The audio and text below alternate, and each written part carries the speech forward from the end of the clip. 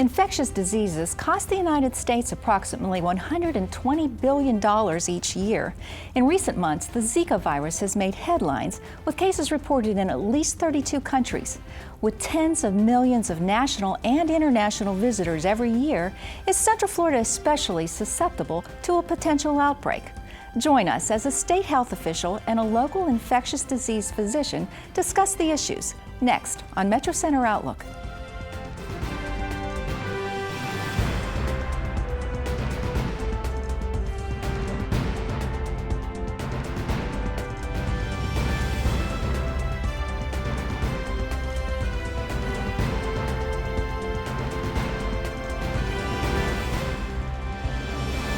Hello, I'm Diane Trees. A recent report by Trust for America's Health and the Robert Wood Johnson Foundation finds Florida scored 4 out of 10 on key indicators related to preventing, detecting, diagnosing, and responding to infectious disease outbreaks. Our first guest is Dr. Kevin Sharon, Director for the Florida Department of Health in Orange County.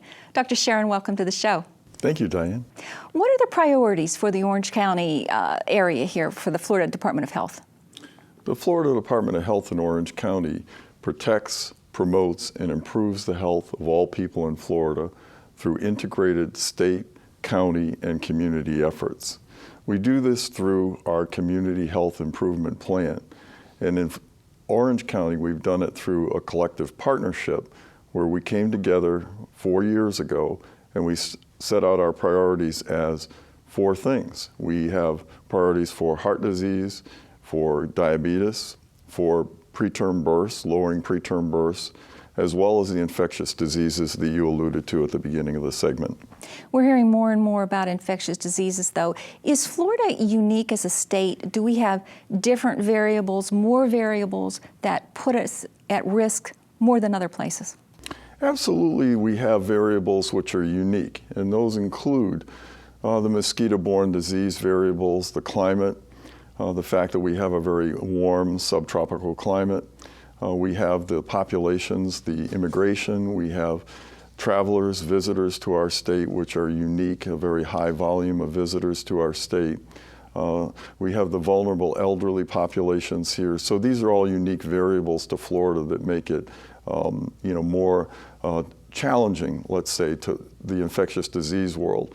However, we have robust systems for surveillance, for syndromic surveillance, for protecting the population in the public health sector as well as the private sector that are ongoing, and partnerships and stakeholder development that are very well developed in our state. So there's good news and challenges as well. So those challenges actually cause us to be a little bit more proactive, perhaps, in some of the areas that you said. Absolutely true. So I think that you can say that we have developed a stronger system, and I think that the Ebola response is an example of how that was done. You know, Ebola brought together the hospitals and the public health system in unique ways. So emerging diseases and threats that hadn't been seen before, like Zika maybe now, Ebola gave us a run on that, and we brought together those collaborations and partnerships with the hospitals and how to handle the isolation and the dealing with infectious diseases that were unique and emerging and novel to our state. What are some of the infectious diseases then, the known ones, that are prevalent or possible here in Central Florida? Well, we still have vaccine preventable diseases that are a challenge. You know, so a single case of measles could be considered an outbreak. So we need folks to be up to date on their immunizations, and that's still a challenge. And we have dropping immunization rates for some populations, including children. That presents a challenge when you have visitors coming from all over the world. So we don't want outbreaks of measles, we don't want outbreaks of pertussis. And yet we have these other diseases like TB, HIV, Zika, chikungunya, dengue. These are all challenges that are coming into our community as well. You know, I don't think people, when you hear the term infectious disease, it gives you a more of an exotic thought, where you mentioned the simple thing of not being vaccinated, like for the measles. I don't think a lot of people realize that you can have an infectious disease outbreak with something like measles. And a single case can do it. So we have emerging diseases that are novel to our area, all right? So we haven't seen a disease like Zika before in the state of Florida. That's new to us, but we have seen dengue in years past in South Florida. So that happened in Martin County, it happened in Monroe County. And yet these diseases weren't seen in this hemisphere for a number of years. So, diseases can emerge in one part of the world and then they can be here in a flash because of air travel, because of cargo container ships. There's just so many variables today that can make emerging diseases a challenge in another part of the world in a flash. Does it complicate your job because Florida is a travel destination? Well, we've taken the opportunity to build strong and robust partnerships with the medical community and other community partnerships in Central Florida. So we feel very good about the relationships, the syndromic surveillance, and the protection that exists for the traveling public that comes here, Diane. And I think that going forward, we've learned some of the lessons from Ebola and the other past emerging diseases that have come to our area, that we've built upon these lessons and that we can go forward knowing that we have stronger systems in place, stronger systems for containment, for isolation of individuals who might have an infection, and for working with the community to educate and inform and protect. Can you talk a little bit about how emerging infectious diseases are classified? Yes, so there are ways of classifying emerging infectious diseases, something that has never been seen before in the world anywhere, and it suddenly emerges in a particular country. That would be an emerging infectious disease. Or something that is novel, that is a variation on a particular strain of a disease that we haven't seen before, such as a novel H1N7 or that sort of a thing in a flu type virus. So a virus that mutates. Right, a virus that mutates. Or something that hasn't been seen in this particular region of North America. It has been seen in Brazil, but it hasn't made it to North America. It becomes novel to the Florida Peninsula. So these are different ways of classifying emerging infectious diseases. What happens then when the state is put on alert? How does that translate then into actions that you have to take? Well, I guess the example could be used of, a single case of measles that might occur in our community. We would expect a certain amount of measles in the United States, but a single case of measles could be considered an outbreak today. And at that point, we would go into what we call active surveillance. There's passive surveillance, there's active surveillance, and there's syndromic surveillance. Syndromic surveillance is sort of when you have an outbreak that is really of a severe nature. It could be a flu outbreak, it could be something even of a bioterrorism nature, something that you really have to have a public health ramped up and looking on all corners to find out what's going on. There's passive surveillance where you're just kind of watching what the numbers are, and it could be salmonella outbreak in the community. Or there's active surveillance where you're actually going out trying to find cases. So then if you have measles, you're actively trying to find all the possible measles cases. You're looking for those contacts to that child in the daycare or in the community or children in the home, that sort of thing. So you're really actively looking for the cases of measles. How do you balance the need to keep the public informed, prepared, and not feed into that easily made panic mode? Well, we do this in a way that's online, that's informative, that's educational, that has balanced talking points, and that's not going to be in any sort of a panic mode. So you have talking points that filter all the way from the Centers for Disease Control and Prevention, the state of Florida, county government. We leverage all of our partners, our hospitals. We all pretty much stay on the same page, so we collaborate together with the talking points. You've been the director for a number of years. What are some of the biggest challenges you face with this job?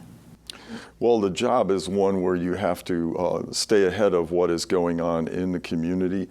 That's why we do the collaboration, like our community health needs assessment to prioritize what is going on. Now we face new issues with our homelessness, our heroin, our substance abuse, our mental health issues. There's a number of issues impacting our community's health. So we have to collaborate with our partners. We have the Community Health Needs Assessment with our 4-county area, and we go forward knowing that it is a collective effort that we would work together. It would not be just the public health department that would do things in isolation. We would work with a collective community response. Dr. Sharon, any recommendations for our viewers on a proactive level that they might stay ahead of things a little bit? Absolutely. We would want our viewers to take it upon themselves for their own personal health matters, to know their numbers, to know their cholesterol, to know their blood pressure, to know their glucose, to have a go kit for preparedness in the event of hurricanes or any other untoward events that could happen in the community, to have their immunizations up to date, to protect their loved ones and their families, and to be fully prepared for all the emerging infectious threats that are in our community, including the Zika virus, to look for the mosquito-borne issues in their own household, in their neighborhood, in their backyard. Thank you so much. Thank you. Very good information. When we return, we'll be joined by an infectious disease specialist. Stay with us. We'll be right back.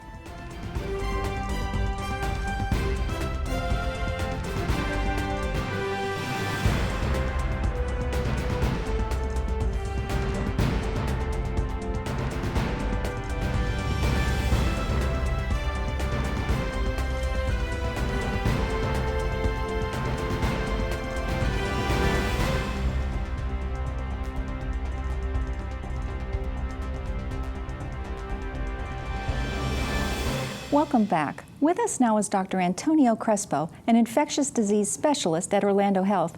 Dr. Crespo, welcome to the show. Thank you for having me. We're hearing a lot about the Zika virus. Can you tell us what that is? Yes, Zika virus is a viral illness that is mostly transmitted by mosquito bites. Initially was discovered in Uganda in Africa in the 1940s, human cases in the 1950s. And since then, we had seen few cases in Africa, then in Asia, island of the Pacific, over the years. But recently, since 2015, May 2015, we have been an explosion of cases in the American continent, starting in Brazil and then spreading throughout the continent. And now we're seeing cases and people in the United States and people that travel from those countries. The disease is relatively mild disease that causes a fever, a rash, muscle aches, and red eyes. But the concern that we have seen over the last few months is the possible association with birth defects or some other consequences like paralysis called Guillain-Barré, and that's what have made the disease so a real concern to the communities. With the cases in the United States, have they been travel-related or have there been active transmissions here? All the cases in the United States that we have identified so far have been travel-related. There have been more than 200 cases throughout the United States. Most of them are in Florida.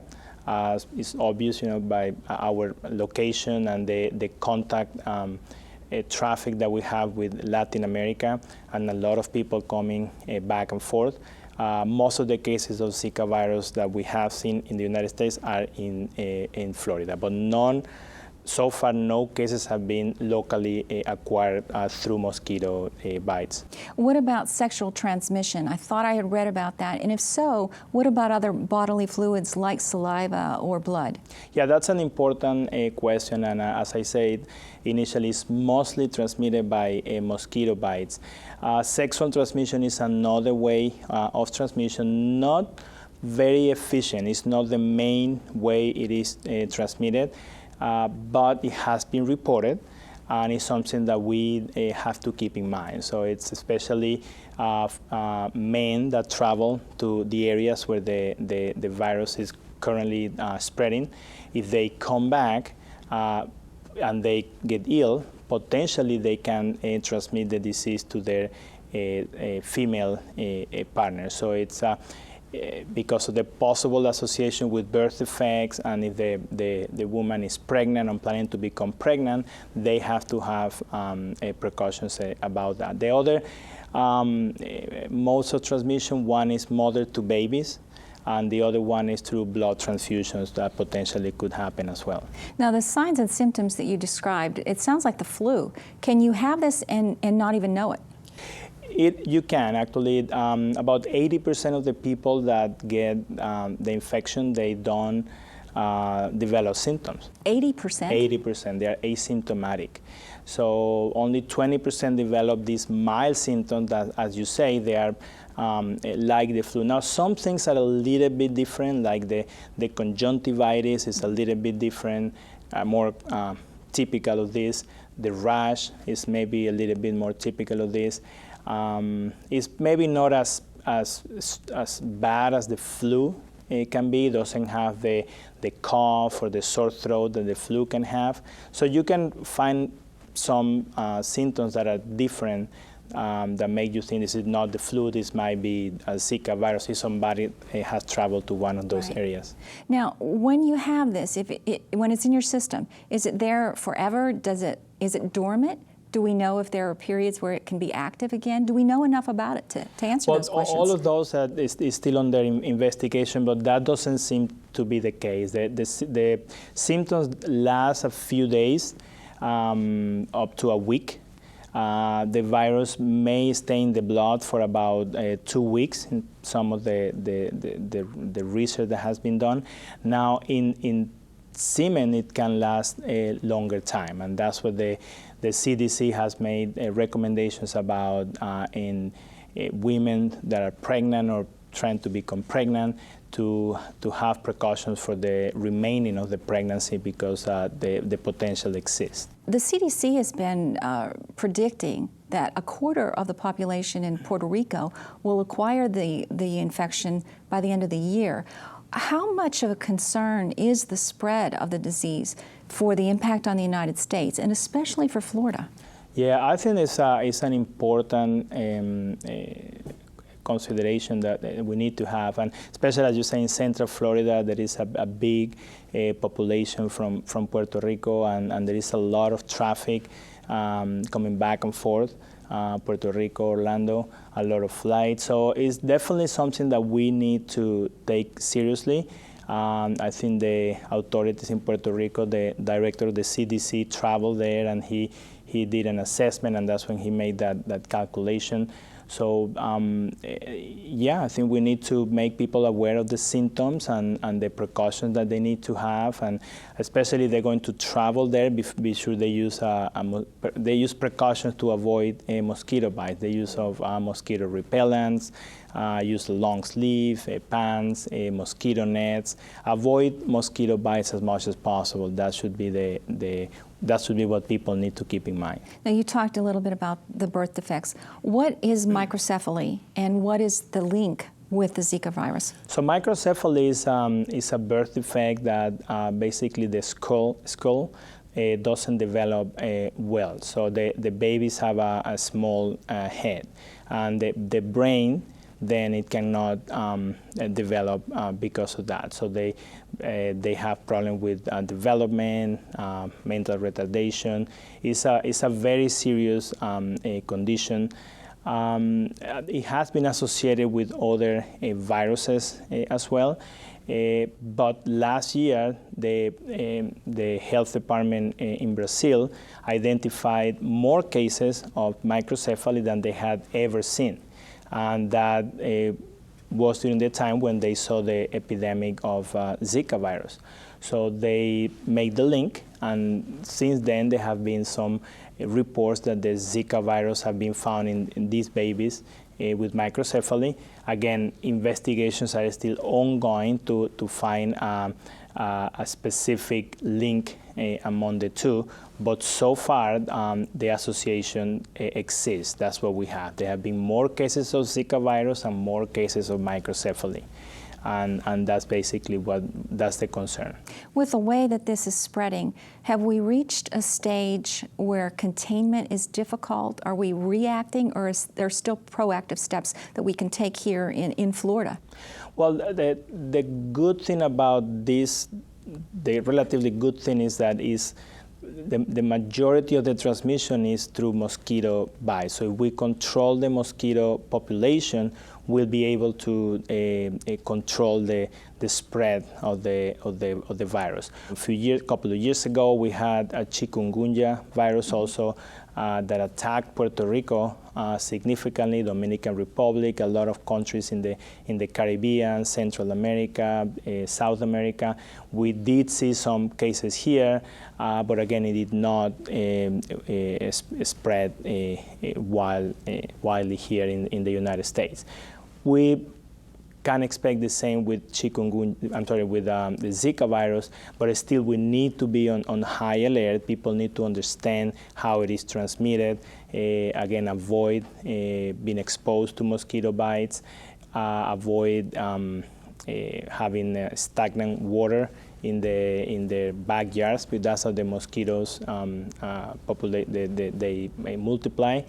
So I think that as long as we understand that there is a potential for this, that the potential exists also because the mosquito exists here. That's the other part that is important to remember. Here in Florida? The mosquito that transmits all of these diseases, Zika virus, dengue fever, chikungunya, lives here in Florida. We can find it in some parts of the United States, and Florida is one of them. So the potential exists. So if somebody has the infection, the Zika virus, one of our mosquitoes here bite that person and then bite somebody else, that's how it gets transmitted. So it can happen, but we just have to be on high alert. Exactly. Right.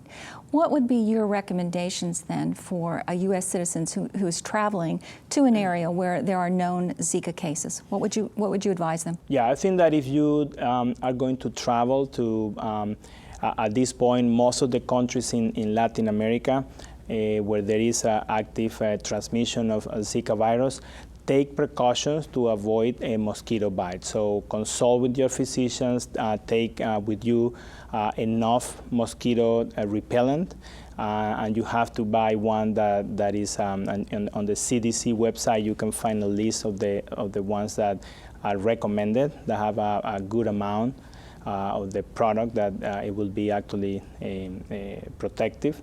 Also, remember, these mosquitoes tend to bite mostly during the day.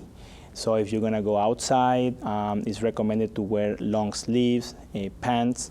At night, although it's less likely, but they can bite at night as well. Be sure that if you're staying in a hotel that is air conditioning, that's a good. But if you're staying in other places like there is no air conditioning, be sure there are mosquito nets in windows and doors. So I think that there are other ways to avoid a mosquito bite, but it's very important to keep those precautions. The other important recommendation is if a woman is pregnant or planning to become pregnant, they probably should avoid traveling to these areas, and that's what the CDC recommends unless absolutely necessary. And the other recommendation is from, because of the potential sexual transmission, the men who travel to those areas, when they come back, they have to have precaution with their female partners. Right. For the remaining of the pregnancy. Right. Thank you so much. Useful information. Thank you, Diane. That's all the time we have today. Thank you for joining us on Metro Center Outlook. Until next time, I'm Diane Trees.